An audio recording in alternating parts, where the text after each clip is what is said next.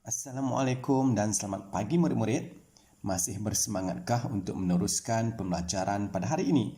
Jom kita mulakan kelas Bahasa Melayu bersama Cikgu Helmi. Tajuk kedua dalam unit 4 ialah minda dan emosi yang sihat. Cikgu yakin minda dan emosi anak murid cikgu dalam keadaan sihat dan cerdas. SP kita pada hari ini ialah 2.4.1 iaitu membaca dan memahami maklumat yang tersurat dan tersirat untuk membuat ulasan dengan betul. Objektif pembelajarannya pula, pada akhir PDPC, murid diharapkan dapat 1. Mengenal pasti maklumat tersurat dan tersirat.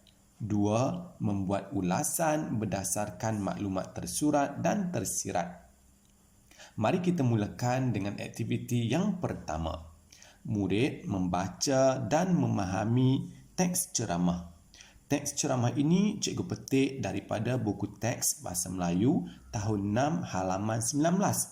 Murid-murid bacalah dengan sebutan yang lancar dan intonasi yang betul. Aktiviti kedua pula, murid diminta untuk mengenal pasti maklumat tersurat dan tersirat. Hasil bacaan teks ceramah tadi, dapatkah murid-murid mengenal pasti maklumat tersurat dan tersirat? Baik, mari kita perhatikan. Maklumat tersurat yang pertama, minda dan emosi yang sihat membantu kita membuat pertimbangan yang positif. Maklumat tersiratnya pula, kesilapan semasa membuat keputusan tidak akan berlaku. Maklumat ini diperoleh daripada peringkat 3 dalam teks ceramah. Maklumat tersurat yang kedua pula, kita tidak akan cepat berasa marah jika emosi dapat dikawal. Maklumat tersiratnya pula, perhubungan dengan rakan-rakan akan sentiasa mesra. Maklumat ini pula terdapat dalam perenggan 4. Seterusnya, maklumat tersurat yang ketiga.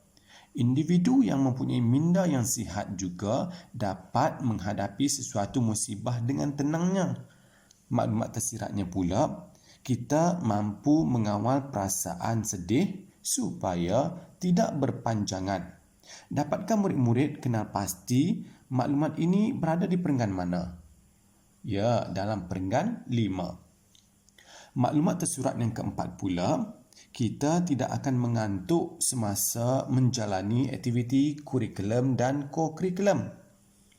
Maklumat tersiratnya pula, prestasi pelajaran dan aktiviti luar bilik darjah kita sentiasa cemerlang.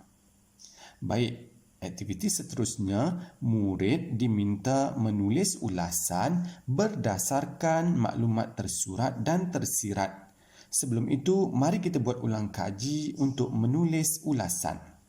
Pertama, baca dan fahami arahan.